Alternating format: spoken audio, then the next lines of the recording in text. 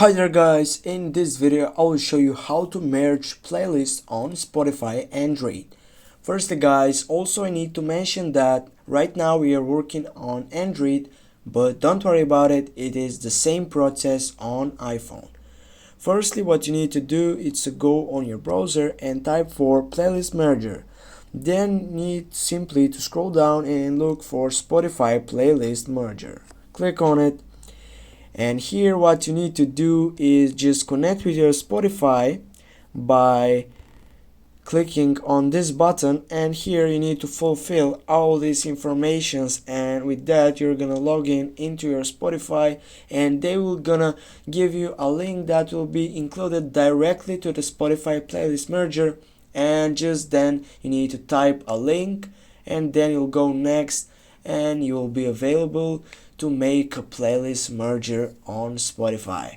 Thanks guys for watching. Don't forget to hit that like and share the video. See you soon guys.